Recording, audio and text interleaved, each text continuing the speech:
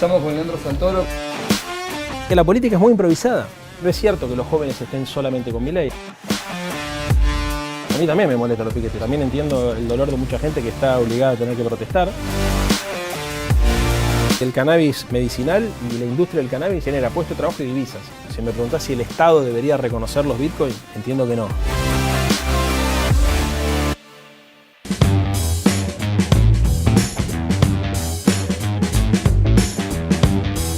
Estamos con Leandro Santoro, candidato a diputado nacional por el Frente de Todos, diputado nacional por la Ciudad de Buenos Aires. Leandro, gracias por venir. Muchas gracias por el invitación. Estamos con Natalia Niviesquiviat, Hola. iniciando este ciclo de entrevistas de Clarín. Vamos directo a las preguntas, ¿te parece? Vámonos. ¿Cómo te ves el 14 de noviembre a las 11 de la noche, Leandro? Más tranquilo. Sí, mucha atención, la campaña, más tranquilo. Más tranquilo, ¿pero te ves ganador o perdedor? ¿En qué término me dices? Cuando yo tomé la decisión de ser candidato, de aceptar la candidatura, nunca me imaginé que iba a ser fácil ser candidato del Frente de Todos en la ciudad.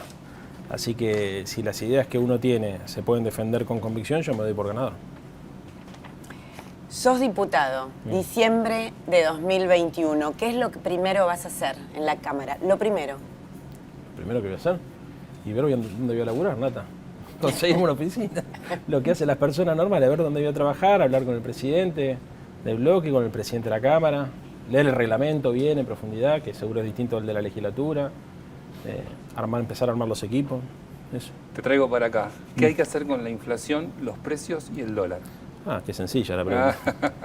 Mirá, hay que tener una mirada global, entendiendo que el problema es súper complejo, que el problema requiere un abordaje multidisciplinario y además, teniendo en cuenta la complejidad de la economía argentina, es necesario ordenar la macro, tanto en términos de la emisión monetaria como de la capacidad de recomponer reservas, porque en definitiva cuando uno evalúa a qué se debe el aumento inflacionario, el tema del dólar y la presión del tipo de cambio siempre es importante. Para mí tal vez sea lo más importante de todo. Después creo que hay que lograr ordenar la puja distributiva en la Argentina con más racionalidad. Creo que el Estado tiene que ayudar a aumentar la oferta, ayudar a que el sector privado pueda aumentar la oferta, y al mismo tiempo creo que hay que trabajar para que haya demanda. Así que el problema que estamos construyendo hoy en la Argentina es una solución a un problema complejo que tiene por lo menos dos aristas: la inflación y la recesión al mismo tiempo. No se trata de estabilizar el país, se trata de estabilizar el país y además garantizar que siga creciendo, que se recupere. En un contexto, como te decía recién, donde el tema del tipo de cambio y los dólares es lo más importante y se está renegociando una deuda externa que obviamente genera mucha presión. Así que habría que renegociar la deuda, ordenar la macro, tratar de racionalizar la puja distributiva, ayudar a que las variables en pesos se ordenen con el correr del tiempo, que sea un objetivo para que la economía se pueda estabilizar y recuperar a la vez. Si seguimos esa línea de pensamiento, ¿qué le envidias a tus candidatos rivales, los que tenés enfrente? Ya sea María Eugenia Vidal, Milei, todos, la izquierda. Me parece que por ahí el caso de Miriam tiene una posibilidad que nosotros no tenemos, que es la de hablar sin haber pasado por la gestión y sin tener la responsabilidad de tener que construir respuestas que puedan ajustarse a medidas de gobierno concretas. ¿Y el arrastre de Milei entre los jóvenes? Lo entiendo como un fenómeno global. Me parece que la derecha en el mundo, después de la pandemia, fundamentalmente logró capitalizar el descontento de la sociedad. No es cierto que los jóvenes estén solamente con Milei, hay jóvenes también que se sienten identificados con nuestro proyecto. No me parece que sea algo para envidiar la forma en que él construye esa representación. Me parece que las representaciones se construyen siempre en función de una mirada propositiva, constructiva, plural, abierta. No creo que valga todo en política y a veces me da la sensación que la ultraderecha cree que vale todo, que para capitalizar ese descontento puede llegar, por ejemplo, a militar posiciones agresivas, poco contemplativas con la diversidad. Si ese es el costo de ganar representatividad, conmigo no cuente. ¿Cómo se acaba la grieta, Leandro? Con mucho diálogo, con mucho análisis político, con este tipo de cosas, viniendo, conociéndonos, a tratar de construir confianza. Es complejo en una sociedad que desconfía, pero desconfiamos todos con todos. O sea, a veces es una de las características de nuestra cultura de los últimos años. Se incrementó el nivel de desconfianza de la gente, inclusive en distintos ámbitos, más allá del ámbito político. Y creo que hay que apostar también a que el debate, además de de ser racional, porque eso es muy importante para pensar la construcción de consensos, corrernos un poco de la dimensión emocional y dramática que muchas veces tendemos a caer, en la cual tendemos a caer, y avanzar hacia una discusión más racional donde podamos partir de la premisa, que es que la verdad es compartida. La verdad es cúbica, diría Alfonsín. Dice, vos te parás de un lugar y ves 3 lugares, pero los otros 3 no lo ves. Y se construye. Yo creo que en la Argentina el dogmatismo te lleva a que algunos actores digan, esta no es mi verdad, esta es la verdad. Y esa caracterización de la verdad contra la mentira lo que provoca es una grieta irreconciliable. Si vos partís de la premisa de que parte de lo que vos me vas a decir seguramente es cierto y que parte de lo que yo te voy a responder seguramente también, es más sencillo. Hay mucho narcisismo. Yo creo que el narcisismo es un elemento que está poco considerado en el análisis político, que explica mucho del comportamiento sistémico. ¿Viste? No puedo bajar del pedestal de mi ego para reconocer que tal vez algunas de las cosas que vos tenés para decir son ciertas y que tal vez algunas de las cosas que tenés para remarcarme mis errores también lo son. Entonces, esa construcción me parece que requiere de más humildad.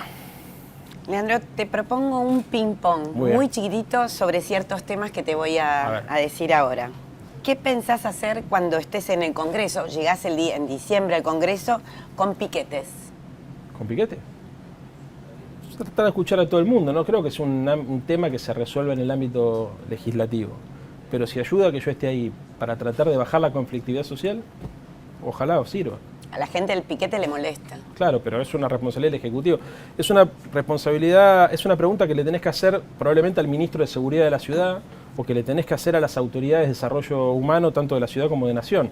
Los diputados, a mí también me molestan los piquetes, es imposible ir a laburar. También entiendo el dolor de mucha gente que está obligada a tener que protestar y creo que lo que hay que hacer es tratar de bajar la conflictividad y encauzar las demandas y los reclamos de manera razonable. Cuando llegues, va a seguir el congelamiento de precios. ¿Qué propones en materia legislativa para el control de precios? No, el control de precios no es una herramienta que nosotros pensemos que tenga que tener carácter legislativo, es de transitoria. Me parece que, como te decía recién en la pregunta inicial que me ha hecho tu compañero, a la inflación se la ataca con muchas herramientas. Lo transitorio obliga a tener que iniciar conversaciones para poder normalizar una dinámica de aceleración de precios que en la Argentina se está dando desde hace mucho tiempo, que es un problema estructural y que requiere que todos los actores, no solamente políticos, sino también económicos y sociales, logren consensuar. Así que el congelamiento de precios entiendo que es algo transitorio y yo aspiro a que podamos vivir en una sociedad donde no haya necesidad de apelar a ese tipo de herramientas. ¿Y qué propones para combatir la violencia de grupos radicalizados de mapuches?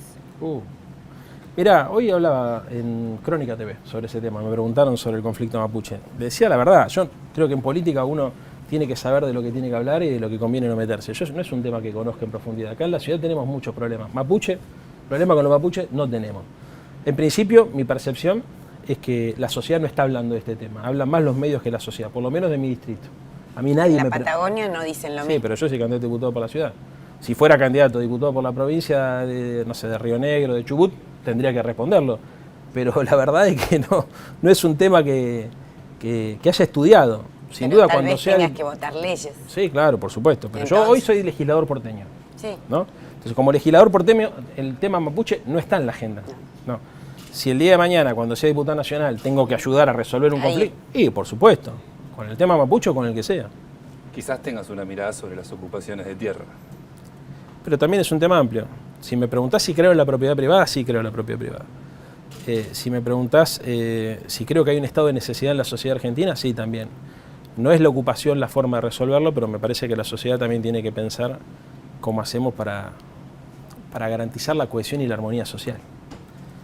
La discusión no es Estado o mercado, es Estado y mercado. No es propiedad privada o propiedad pública, es propiedad y propiedad pública. Hay que articular esos consensos. Yo creo en un modelo de democracia equilibrado, donde el Estado, el mercado, el campo, la industria, digamos, la propiedad privada, la propiedad pública pueden convivir y la política tiene la responsabilidad de equilibrar esas tensiones. El problema es cuando la política queda rehén de las corporaciones o del poder económico, que es lo que hemos visto durante mucho tiempo. Hay un temita más que tiene que ver con la ley de alquileres, que genera mucha tensión también en eso que hablás de la esfera pública y la privada. Sí. No, yo creo Para que vos, ¿cuál es la posición que hay que tener? No, creo que hay que revisarla, con seriedad hay que revisarla. Hay que revisarla porque no ha dado los resultados que la gente esperaba. Sí creo que el problema de los alquileres no se resuelve con una ley. En el caso de la ciudad, que es un distrito que yo conozco, se requiere una política de vivienda del gobierno de la ciudad. Se requiere. Vos pensás que uno de los problemas que vos tenés es que hay poca oferta de propiedades en alquiler. Y además de la ley, ya venimos con un problema de arrastre, que es que la construcción en la ciudad de Buenos Aires se ha transformado en un negocio de los grandes desarrolladores inmobiliarios, que han hecho que se construyan, por ejemplo, en los últimos 20 años, 38 millones de metros cuadrados, siendo que vivimos la misma cantidad de habitantes. Hoy tenemos un problema habitacional que antes no teníamos.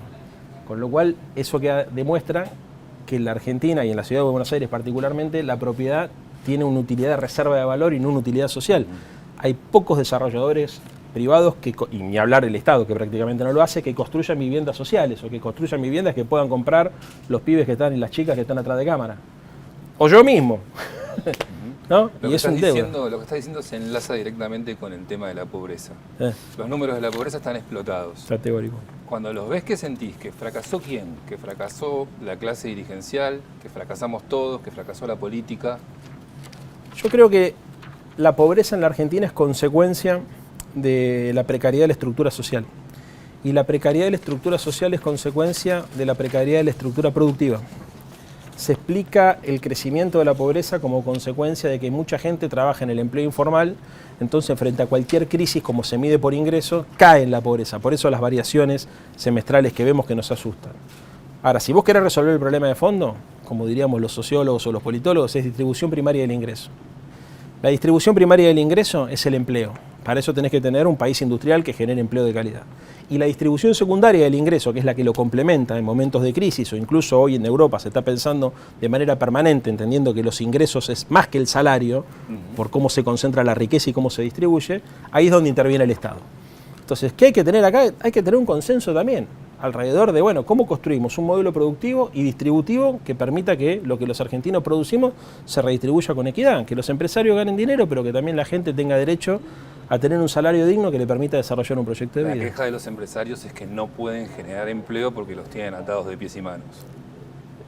Yo no creo que sea así. La verdad no creo que sea así. Porque además tampoco creo que sea... Cuando hablamos de los empresarios es muy injusto. Si me hablas de una pyme que invierte es una cosa, y si me hablas de un tipo que factura en pesos, pasa a dólares y saca la guita del sistema, es otra. Es una generalización. Bueno, vos me preguntás cómo cerramos la grieta. También siendo más precisos. Vos me decís, ¿es posible crear riqueza sin el capital? De ninguna manera. Ahora, la riqueza la construye la sociedad. No es que el capital per se. No es que el capital per se. Es decir, el capital per se construye riqueza. No, además, hemos visto, incluso en la historia argentina, momentos donde el capital, a partir de imponer condiciones y reglas de juego, genera crecimiento del Producto Bruto Interno y desocupación al mismo tiempo. Pero vos sos parte de una coalición donde hay sectores que la ven de otra manera. En realidad están contra el capital, por ejemplo. Sí, hay de todo en todos lados. Digamos, yo te digo lo que pienso yo, ¿viste? Si después preguntar a cualquiera de los que suponga que tiene esa... Yo no conozco mucha gente que suponga que la Argentina puede salir enfrentando a los argentinos. No lo creo, y mucho menos, digamos... Sí creo en las tensiones de clase, obviamente. También creo, digamos, que la única posibilidad de construir una sociedad armónica es cuando la política interviene para arbitrar el bien común. Porque si no, pasa lo que nos pasa siempre en la historia argentina, que es, como diría Alfonsín también, digamos, las corporaciones o el poder faccioso construyen una sociedad polarizada y lo que terminan provocando es una democracia desequilibrada. Entonces, el punto es cómo construimos el bien común y cómo se construye el interés general. Y ahí es donde la política tiene que ser independiente de la influencia de las corporaciones para tener un proyecto de país consensuado. ¿Crees que hay que limitar el tiempo de permanencia en la función pública? De pronto nos encontramos con gente permanentemente reciclada en la política. Senadores, diputados, senadoras, gente que estuvo en la presidencia y vuelve a la Cámara, va y viene, y siempre las mismas caras. ¿Habría que ponerle tiempo real a ese ejercicio? Yo creo que el tema es si aportan o no aportan. Si le aportan, también el problema con la... per se, no me parece que esté bien. Creo que tiene que ver con el sistema, porque lo vota la gente, o sea, no creo en las reelecciones indefinidas, me parece que mucho más para cargos ejecutivos, distinto es el caso de los cargos legislativos. Los politólogos solemos poner el ejemplo de las democracias parlamentarias, donde por ahí un primer ministro o una canciller duran mucho tiempo, pero en realidad es porque se renueva la confianza y además forma parte de un cuerpo colegiado. O sea, los sistemas políticos son diferentes. Lo que creo que lo que está mal es que haya una persona que vegete en la estructura, en cualquier tipo de estructura, mucho más si se financia con los impuestos de la gente, y no aporte. O sea, gente que por ahí hace años que está y no se destaca, nadie la conoce, o gente que por ahí la conocen pero no produce, digamos, o gente que lo que hace es tratar de permanecer. Eso le pasa a todas las organizaciones, seguramente habrá pasado también en este diario, porque es algo que se estudia, digamos, en la dinámica general de las organizaciones. O sea, lo que uno tiene que provocar, me parece a mí, es más importante que pensar cómo hacer para que la gente rote, es cómo hacemos para que roten las ideas. El problema es cuando las personas llegan y se oxidan, se abroquelan, vista el sillón y empiezan a copiarse a sí mismos, como diría la Nata. Pero si eso no sucede, me parece, y aporta y la gente lo acompaña. Vamos a una agenda distinta. A ver. Abusamos de elegante, hablamos de elegante, Cristina lo convocó, lo hizo famoso, Sí. se habló Ya era famoso. de legalizar el porro, la marihuana, la política, vamos a hacer la pregunta general y amplia. ¿Es incapaz de acercarse o hacerse entender por los jóvenes? No, al revés. Yo creo que justamente, me parece que entre el 2010 y el 2015 se dio un proceso de incorporación de los pibes por centro izquierda, y entre el 2015 y el 2020 se dio por centro derecho. Entonces, no. Creo que, a ver, la relación de la juventud con la política es un fenómeno de estudio mundial también. No es algo que nos pasa a los argentinos. Y si nos comparás a los argentinos con el resto del mundo, creo que el nivel de participación política y de politización de la sociedad es muy superior al de lo que hay en el resto de los países de la región, sin lugar a dudas. Pero no hubo un pico con el kirchnerismo y la cámpora 2011, 2012, Sí. 2010. Sí. ¿Y algo pasó después? ¿Algo se quebró después? No lo veo así. Aparte, puede que hayan aparecido otras formas de participación política. De hecho, por ejemplo, Macri generó un espacio de participación política por derecha a los pibes y le abrió. Marcos Peña asumió funciones en el gobierno de la ciudad siendo muy joven y le dio lugar a un montón de gente muy joven. Si tu pregunta es por la desilusión, que me parece que es un poco el corazón de lo que vos querés decir, yo creo que es un tema que está claro que en los países occidentales se discute, la desilusión de la juventud con la política.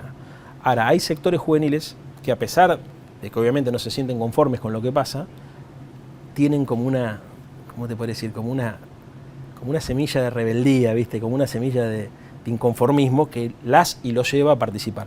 Mirá lo que pasó con la revolución de las chicas. ¿Te viniste de verde, Nata, vos? Las auroras, diría. Bueno, a ver, fue impresionante. Eso fue un proceso de politización impresionante. Y eran pibas que por ahí no tenían una militancia orgánica como tenían algunas compañeras de la cámpora o algunos chicos que militan en, no sé, la juventud radical. A través de la ropa. Pero participaron, ocuparon el espacio público, se formaron. No, yo creo que digamos, hay mucha política en la Argentina y en la Ciudad de Buenos Aires.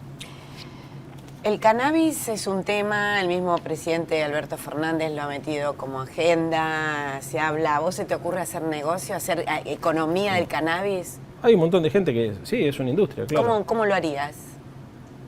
Hay que preguntarle a los jujeños, que están muy avanzados con eso. De hecho, creo que el hijo del gobernador, Gerardo Morales, tiene... Sí.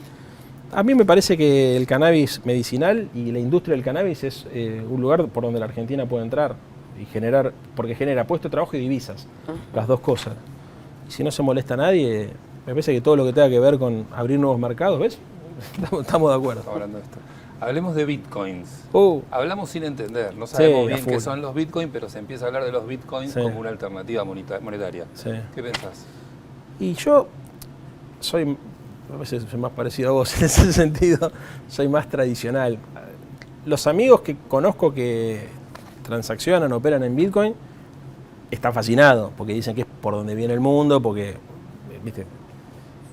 Me parece que hay que ser cuidadoso también, porque si bien es cierto que hace mucho tiempo que viene creciendo, a pesar de las oscilaciones, puede que estemos frente a una burbuja también. Entonces, lo que opino es, yo creo que hoy hay que estar abierto a los cambios. O sea, está claro que es tal vez uno de los inventos que revolucionó la economía mundial más poderosos de los últimos años. Hay que analizarlo. Lo que pasa que depende de donde me preguntes. Si me preguntás si ahorro en Bitcoin, no ahorro en Bitcoin. Si me preguntás si el Estado debería reconocer los Bitcoin, entiendo que no, que hay un problema de geopolítica. Si me preguntás, ¿está mal que los pibes ahorren en Bitcoin? No, ¿cómo? Tampoco está mal. O sea, las cosas, viste, no son blancas o negras. Hay que monitorearlo y creo que quienes diseñen la política financiera de la Argentina lo tienen que tener en carpeta. ¿Qué registro tenés de lo que está pasando con la aplicación de la ley de interrupción voluntaria del IVE. embarazo en la IVE? En las provincias no estaría funcionando del todo bien, pero a la vez tampoco ha pasado algo grave sobre estos hechos, digamos. Lo que pasa es que fue un año también muy difícil viste, la pandemia a mí me hizo perder yo hace mucho que no viajo al interior.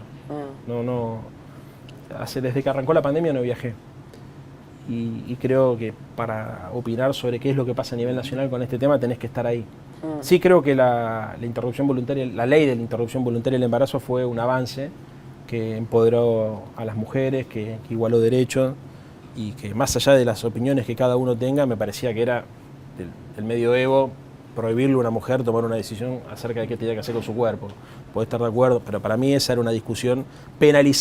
Criminalizar el aborto me pareció un delirio, digamos, que con el grado de evolución que tiene nuestra sociedad era impensado. Así que celebro que se haya sancionado y obviamente hay que trabajar para que todas las chicas y todas las mujeres tengan la posibilidad de ejercer ese derecho si es que deciden hacerlo. Nos quedamos con el tema de la cuestión de género. Da la impresión que la paridad de género es un tema más discursivo que real, ¿no? Sí. Pareciera que la política, por lo menos el oficialismo incluso, aunque lo pregona, lo proclama, no consigue finalmente los cupos y toda la cuestión. El gabinete es un ejemplo, las decisiones últimas del presidente, de los cambios en el gabinete, están en esa dirección, contra la paridad de género pareciera. No, contra no. Sí creo que hay una asignatura pendiente de la sociedad argentina y que las leyes muchas veces requieren de decisión política para que salgan de la formalidad y pasen a la materialidad. Sí, estoy de acuerdo con eso y soy de los que lo que le hincha al presidente con que hay que tenerlo siempre presente eso. Sí, Leandro, pasaron de 5 ministras a 2. Bueno, creo, a ver, la incorporación de Gaby Cerruti me parece que también va en esa dirección. Para mí, tenés razón, o sea... El sindicalismo también. Sí, todos los ámbitos. A ver, ¿y la dirección del diario? ¿Cuántas mujeres hay? Hay en la cúpula de manejo del diario. En general, a ver, el poder es masculino. Y no lo digo por este diario, porque pongan el diario que quiera. En general, el poder es masculino. Los que cortan el bacalao, en los diarios, en los medios de comunicación, en los bancos, en las grandes empresas de la Argentina, son todo tipo. Lo sabemos. Y bueno, primero no naturalizarlo. Es lo primero. Y después, en la medida de nuestras posibilidades, tratar de... ¿Vos le dijiste a Alberto Fernández en su momento esto que te remarcaba Natalia? Sí. ¿Cómo hiciste, hermano? De 5 a 2. No te voy a decir cómo, pero esa sí se lo dije. Que tenés con él. Sí, se lo dije, claro que sí. ¿Qué le dijiste? No importa. Te puedo asegurar que se lo dije. Si no, no lo diría. Elizabeth Gómez Alcorta debería haber renunciado. No sé. Otra que se lo dijo es Vilma Ibarra. Sí, también. Yo no opino sobre eso. Pero sí creo, ojo, y tampoco no seamos injustos, no es que Alberto, la sociedad argentina, viste, asumió que tenía que hacer algo con este tema, pero estamos atrás. Tenemos que apurarnos un poquito, porque, de hecho, mirá, ahora hay mucha gente atrás de cámara y sos vos, Nata, la única mujer. No, hay un montón de Ahora, sí. Son menos las chicas que no lo digo por el diario, lo digo en general. O sea, si me hubiesen invitado a Página 12 o a La Nación, capaz que pasaba lo mismo. Es cierto, pero una cuestión, los ámbitos laborales son una cosa y el poder es otra, el poder político es otra. ¿Y la Corte Suprema? Por poner un ejemplo. No, a ver, hay que avanzar, sí, yo coincido. Estoy para eso, o sea, estoy para ayudar en esa dirección. Lamentablemente soy varón, si no me... Digamos, pero... De nuevo se viene un ping-pong y entrando en el capítulo final, ping-pong. Vamos. Debates sobre ley de humedales, ¿qué pensás? No, yo estoy a favor. Claro. Ley de salud mental.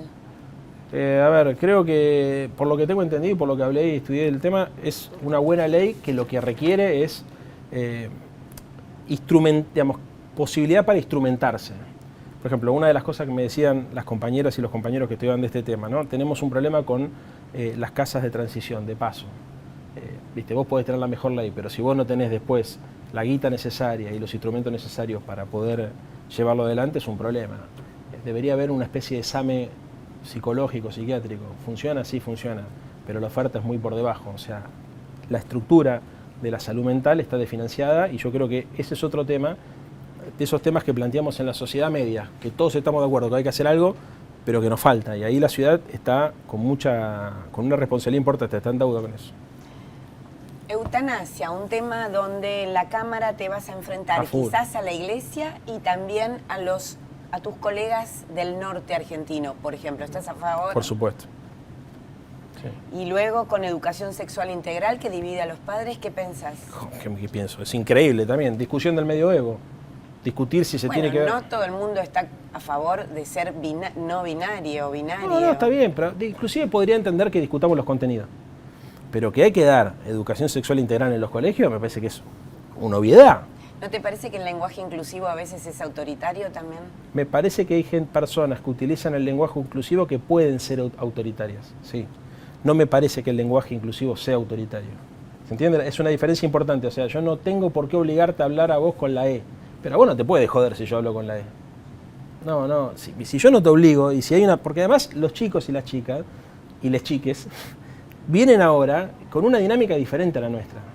Entonces, para que no genere un choque de civilizaciones y de cultura, a veces tenemos que ser más tolerantes. Si vos no querés utilizar el lenguaje inclusivo, nadie te tiene que ni chicañar, ni hacer chistes, ni humillar, ni nada que se le parezca. Y si viene alguno de los pibes o de las pibas que está atrás de cámara y lo quiere utilizar, me parece válido. Y si te vienen con una ley que hay que poner todos los textos escolares en E. ¿Está presentada la ley? No, pero suponete, ¿estás a favor o en contra? No, a priori me parece que abriría un debate innecesario. Ese lenguaje inclusivo está, pero falta uno, identidad de género, ¿qué pensás? No, también. A ver, yo en ese sentido, yo soy muy liberal en lo político y soy intervencionista en lo económico, por supuesto. Con todo ese tipo de... Compañero. Cambiamos el eje otra vez, nos acercamos al final. Como legislador, una vez que ya estás consagrado como legislador, ¿con quién te sentarías a negociar y con quién no? Con todos. ¿Con todos? Con todos sí. Con todos sí. Está claro que con los sectores de la derecha más dura y más reaccionaria no tengo feeling.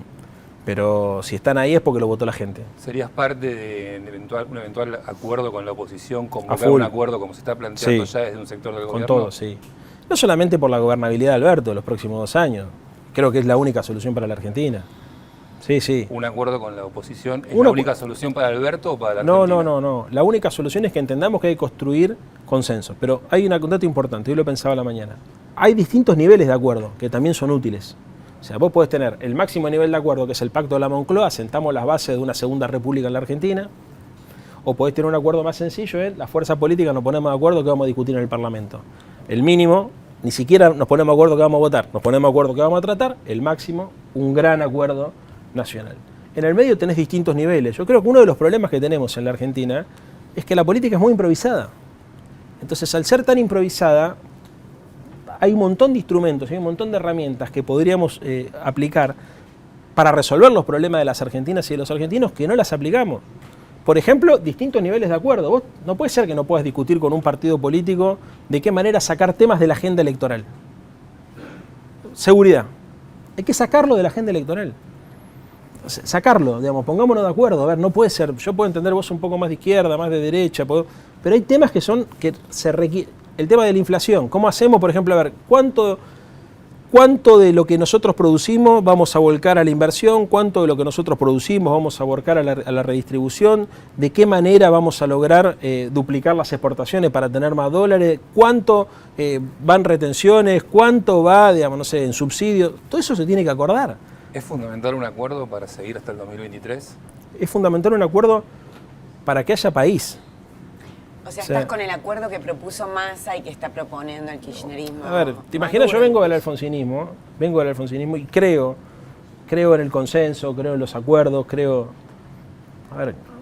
el Alfonsín hablaba de un pacto de garantías en su momento, o sea, creo que hay cosas que no se pueden discutir en el marco de un acuerdo político porque son diferencias ideológicas que todas y todos tenemos, hay cosas que no se puede pretender consensuar todo, pero tampoco se puede pretender no consensuar nada, entonces hay instancias.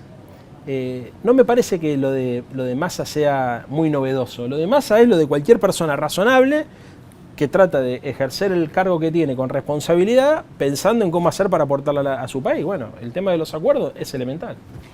Leandro, pensá así profundamente, inspirate y danos. recordás? ¿Cuál es tu momento de la campaña más bizarro, el que te vas a acordar, una experiencia personal A ver. importante, profunda o No, tengo superficial, tanto. pero que te la acuerdes? Mirá, a ver, una cosa que me llamó mucho la atención de las recorridas, ya sé que va a ser medio aburrido, no es en la línea. Hoy estuve en una especie de mina a cielo abierto que hay en la ciudad de Buenos Aires, en Soldati. No lo podía creer. Hoy hablé con un colega de ustedes, hice un off y le pedí si me da una mano con esto para sacarlo. Porque más allá de que te guste o no te guste la reta, no tenés que ver eso. Es en Soldati, enfrente de la cancha de San Lorenzo, es un lugar de tratamiento de residuos sólidos. Y hay una montaña de 20 metros de altura con polvo. Y alrededor de esa montaña, con camiones que entran las 24 horas y te tiran residuos de obra y los reciclan, ¿no? Y hay familias enteras viviendo alrededor de esa gran montaña. Está enfrente inclusive el centro de deporte del Marianista, el colegio Marianista. Hoy lo veía y no lo podía creer. O sea, yo veía, digo, esto es como una mina con polvo, con vibraciones todo el tiempo, no lo podía creer. Hay cosas que uno las tiene, no, yo soy de San Lorenzo, fui 25.000 veces, pasé por ahí. No lo había visto. Bueno, última pregunta. Bueno. Es importante. ¿Cómo harías para convencer a un votante de otro partido para que te vote? Siendo como soy, macho. Siendo como soy. Soy esto. Muchas gracias. Gracias.